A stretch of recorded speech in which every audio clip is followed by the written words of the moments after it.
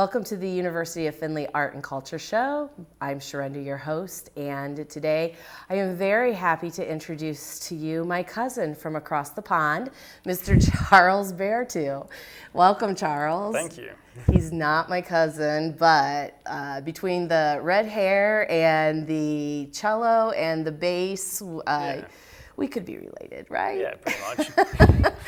So I gave it away there. You play the bass. Yeah. And you play the bass like I've never heard the bass played before. And a lot of times that sounds like you just do the licks really well and you can run really well. But you play even more specialized than that. Would you like to describe exactly what you do? Yeah, sure. So basically I often will take like a pop song, like a Ed Sheeran song or something along those lines, and then I'll use this technique called two-handed tapping, which is a pretty specialized technique for bass where you kind of play the melody in the right hand and the bass line in the left hand. And then I use a loop station and I do some beatboxing, and using all of those techniques combined, I can kind of create really unique arrangements of songs that everyone knows. Yes, and when we're sitting there in the audience taking this in, we can hear the bass singing the melody lines and carrying the bass also. I mean, Right. It totally envelops the entire song, and there's times where you almost ask yourself, is there a voice in there, because of how intricate you have the timing and the spacing of those notes. It's amazing what you do. Thanks. Yeah. So that's not something you just get up and go downstairs in the morning and say, Mom, I'm going to play the bass and do all the song on the bass. Right, yeah. So what was your journey like? Where did you begin and decide that my passion is the bass? Well, basically, I actually started out on piano before I ever played bass, and I think that's kind of what has led me into playing in this way, in a more like melodic, soloistic way. So I started playing piano when I was 7, and it was really like classical piano, quite complex music, classic like Beethoven and Bach and Chopin and all of that kind of stuff. And then I started playing bass when I was 11, just because I wanted to play something that I thought could be more in a kind of like rock band type setting. Sure. I was getting more into kind of rock music. But then I really started taking it seriously, I think, when I went to Berkeley, the music college in Boston,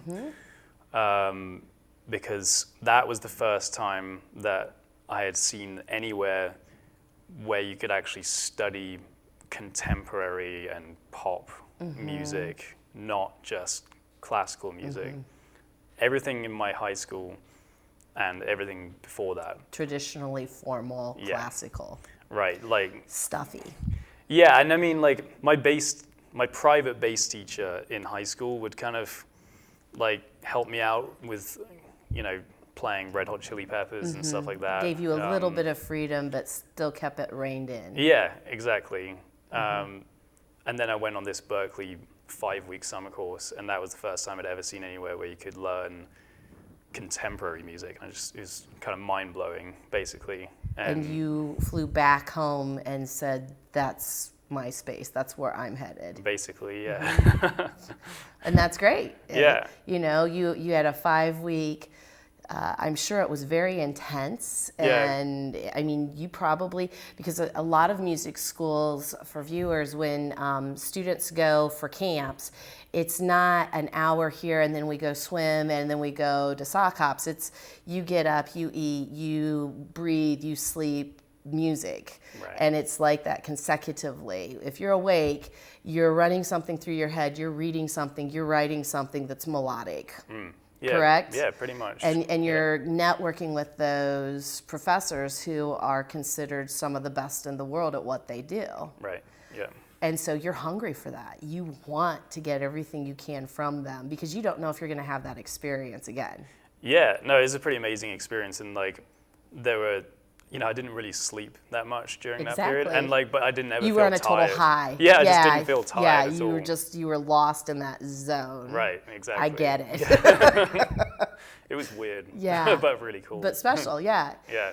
Yeah. So you came, you experienced Berklee, you headed back home, and then you graduated from high school. Did you take a gap year, or did you come directly over to university? Well, I had actually already been accepted into a program in England, in an undergraduate program, where I was studying physics. And a lot of times when I'm interviewing musicians, they are math-brained individuals, and then they are also creative musicians. Right. And people don't realize how many formulas and how much mathematics ties to the intricacy of music. Yeah, so I'm not surprised that you were going for physics, you Right. genius. Yeah, it was pretty hard, I have to say. I'm sure it was.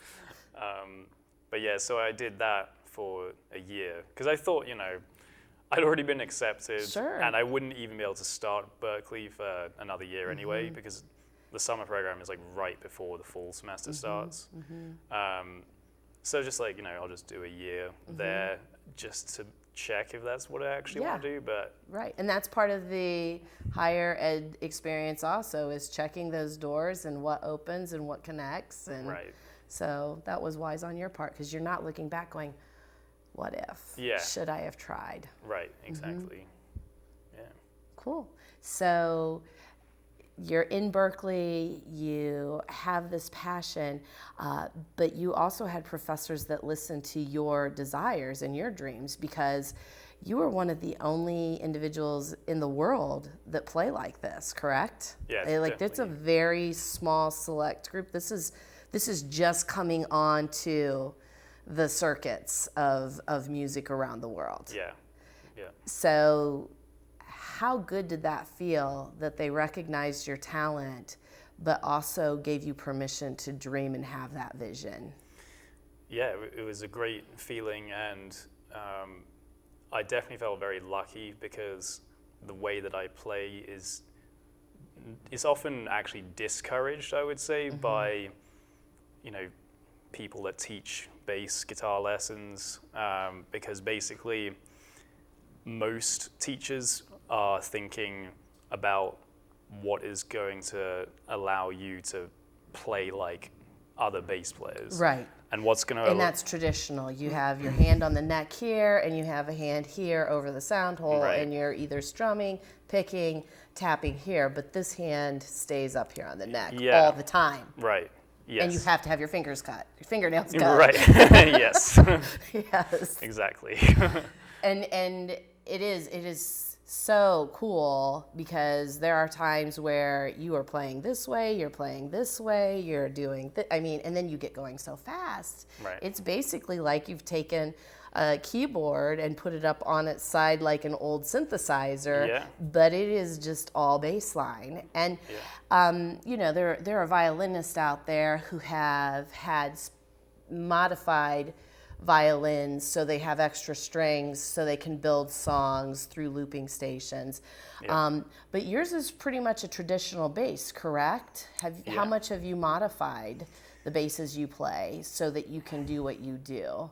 Because the thing that blows me away, especially when you're doing the song Hallelujah, right. and you're playing, and then all of a sudden you just go up here and you tune while you keep going, and it's perfect. And I was just like, oh yeah, he never slept while he was learning this technique. I mean, it is just fascinating to watch what you do.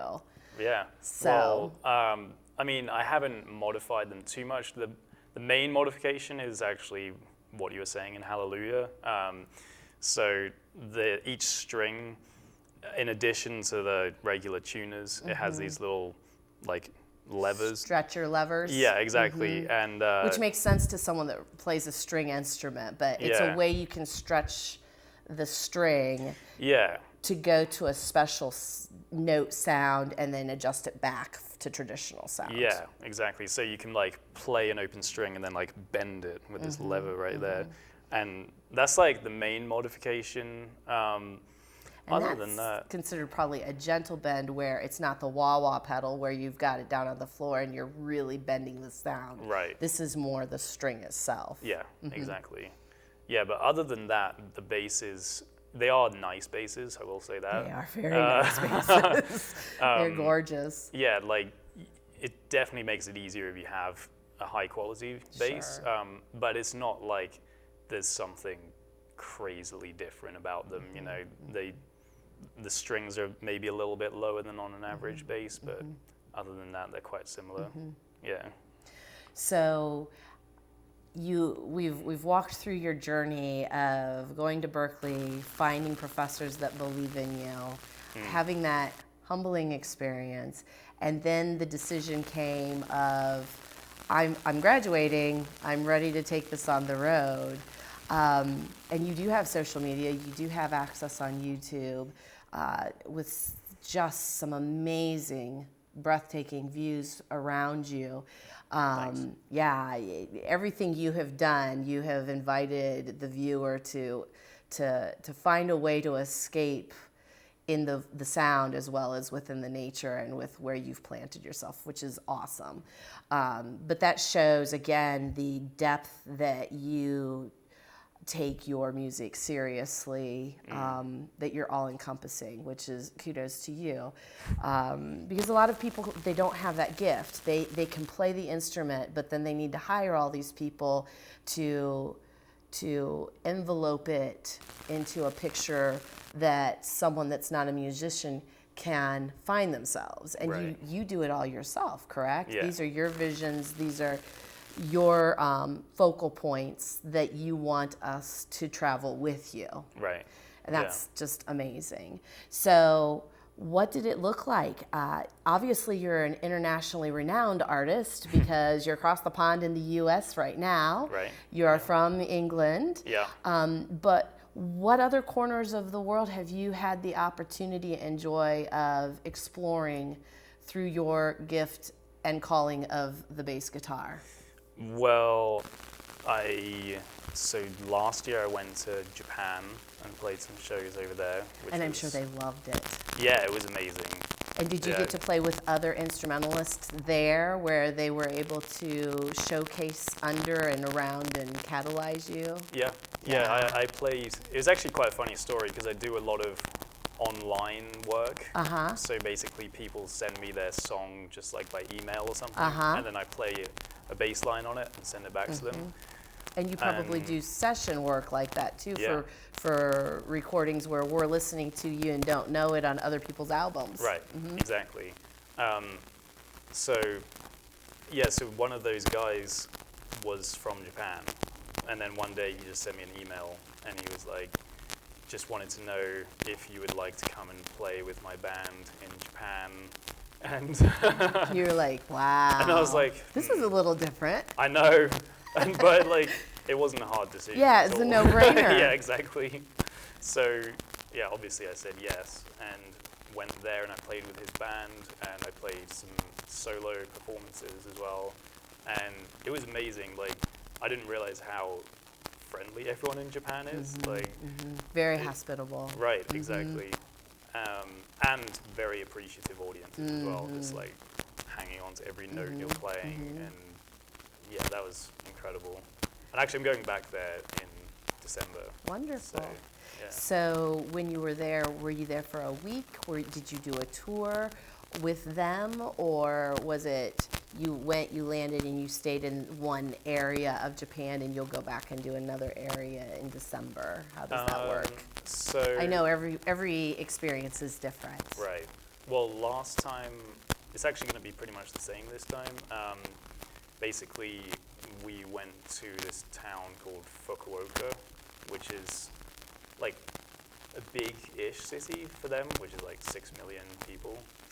Yes, that would be a big city for right. me. Yeah, exactly. And yeah, we just played some shows in Fukuoka mainly. Uh-huh. And Well, and with such a big metropolis area, you've got a Yeah. lot of places to play. Right, exactly.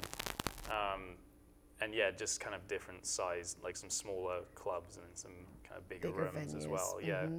And then, yeah, we're doing pretty much the same thing this year as well. Wonderful. He likes to kind of do this like annual thing where he like gets guest artists in and stuff like that. Sure. So, yeah.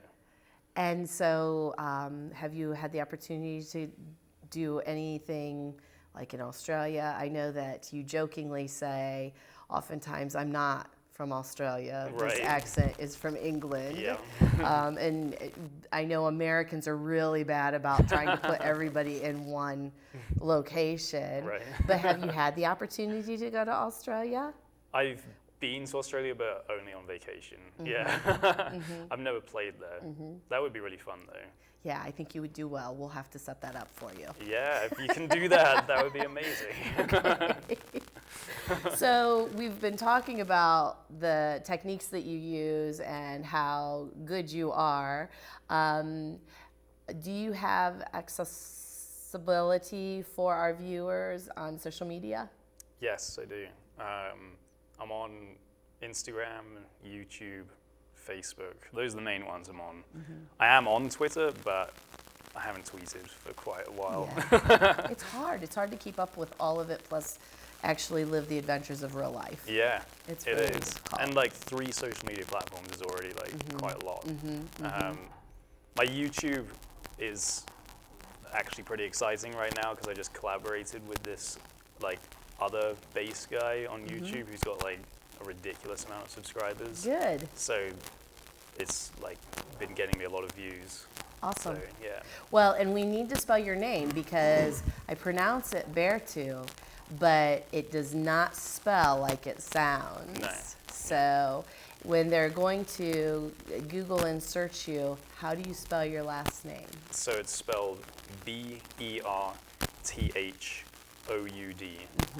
Yeah.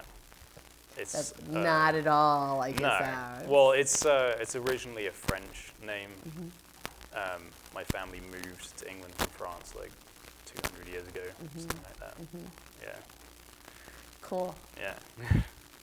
Well, before we end this segment, is there anything else that you would like to share with us about things that are coming up, or what your favorite thing to do is when you're traveling and touring? Because right now I know you're on a national tour for the U.S. So what's that like for you? Do you enjoy all of the cities because they're all new to you? Obviously, you've lived on the East Coast, so you're probably familiar with some of that area more so. Yeah. But what's it like to be touring our country, and it's a national tour, but for you, that's international? Right, yeah. It's really interesting because, you know, even just staying within the US, you can go to so many different types of places. And actually, I really like going to the West Coast just because I feel like that's the most different from the East. Oh, like, yes. because like the Midwest is still kind of like the East Coast, I think, just in terms of like how everything looks and culture and stuff. But I feel like the West Coast is so natural and just so much less populated, and it's just more about natural beauty. And so it's really nice when I'm actually going to California middle of November. So, And when you're in California, you're going to be southern, mid, or northern? it's basically, I'm going to start in San Francisco area, Okay, play a few that's shows there. A little farther north, yep. Yeah, and then I'm playing at the NACA West in kind of like LA area. In like that's like the second half. Yeah. Good. Yeah, I love I love all of California too myself. I used to live out there, but I love Northern California. Yeah. You get more of the seasons easily. Yeah. So Don't really get seasons in LA. much, no, yeah. no. So I do enjoy it up there because like in the San Francisco Bay Area, especially in the November time, when it's real foggy and misty and kind of drizzly rainy, it just smells so good and it's just thick in there, but that means they're getting snow in the mountains. So winter's just a little farther north, but you don't have to go to it if you don't want it. It's just, you need a jacket. It's just nice. Yeah. So. It's like kind of like Boston, but without the horrible winter. Right. Correct. Yes. Yes. Well, Charles, thank you for scheduling us as one of your stops as you head across the country. Yeah. Thank you for sharing part of who you are with us. And I invite you to tune in either on YouTube or one of Charles' other social media sites. You're in for a treat. And we look forward to seeing you the next time on the Art and Culture Show. Until then, be well.